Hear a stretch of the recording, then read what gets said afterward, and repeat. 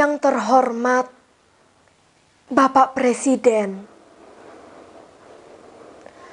Bapak Presiden, negeri ini adalah rongga-rongga goa di dasar bumi yang tak berbatas. Tiap kita menghuni lorong-lorong berbeda. Saya tidak tahu apakah perasaan kita sama ketika dinding goa menjepit kian pepat dan jerit pedih bergaung di setiap batu. Itu suara anak-anak yang ibu bapaknya mati karena lapar atau terbakar atau putus asa. Bapak Presiden, saya tidak terbiasa menulis sajak seperti ini. Tapi pahamilah, arti ketidakbiasaan terpaksa. Setiap hal di negeri ini memaksa saya untuk bicara tidak normal. Semua telinga tuli, semua hati kehilangan cara untuk menyimak. Maka biarlah saya bicara menembus ketulian dan kebebalan hati. Tak ada cara lain. Bapak Presiden, di pagi berawan saya menonton Bapak di televisi. Ketawa, gembira. Saya lihat gigi Bapak putih dan mata Bapak berbinar senang. Saya bertanya pada anak saya, pasta gigi apa yang dipergunakannya? Anak saya cuma melongo, mempertontonkan giginya yang kuning dan rompal. Entahlah, Bapak Presiden, saya tulis sajak ini saat mendung, tapi hujan tak kunjung turun. Saya jadi teringat pada keringat anak-anak kita yang cucur di jalan-jalan Jakarta. Minta perubahan, tapi kemudian mereka bertemu dengan ironi. Biaya sekolah kian mencekik dan lapangan kerja kian tak ada. Bapak Presiden, siapakah yang telah mengubah lorong-lorong goa ini jadi kian muram? Kami? Lalu mereka meronta dalam ketidakpastian pada harga diri yang koyak dan kegusaran nada tifa. Bapak Presiden, dari langit timur ku baca kegundahan angin. Berlari-lari di atas gundukan tanah kering. Dan semut-semut merubung mayat petani.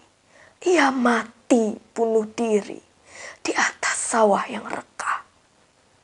Bapak Presiden, ingin kuajak engkau berjalan-jalan menentang angin di pematang gusar buruh tani. Masih kenalkah engkau, Bapak Presiden?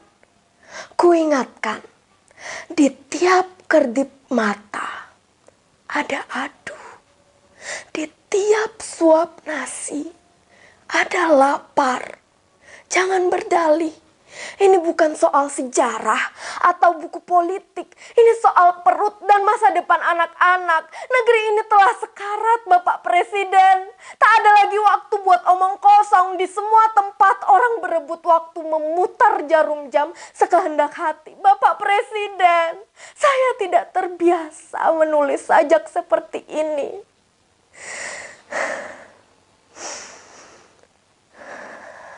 Di hari-hari panas berdebu ini, saya lihat Orang-orang tak lagi hafal Indonesia Raya.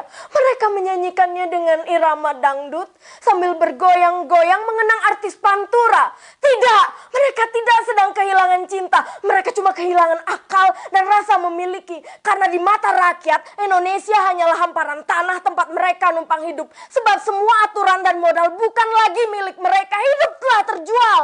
Setiap saat bisa ditangkap dan dituduh menghina karena hukum yang latah. Maka apalagi yang mesti diperjuangkan? Serahkan saja pada hentakan goyang dangdut.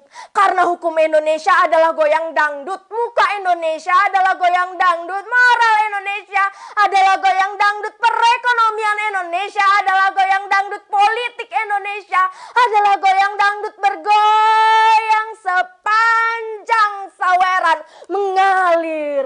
Bapak Presiden, saya tidak terbiasa menulis sajak seperti ini, Bapak Presiden. Saya tidak sedang marah, saya sedang sedih. Membayangkan Bung Karno dan Bung Hatta menyaksikan negeri yang dibangunnya dengan darah tercabik-cabik oleh para bajingan dan maling yang ngaku-ngaku pejuang partai. Saya sedang sedih. Membayangkan Ibu Kartini meraung di kuburnya, membaca koran pagi tentang seorang anak gadis yang diperkosa bapaknya sendiri. Saya sedih. Membayangkan Agus Salim tertunduk lesu karena ternyata Indonesia tidak lebih baik ketimbang Hindia Belanda.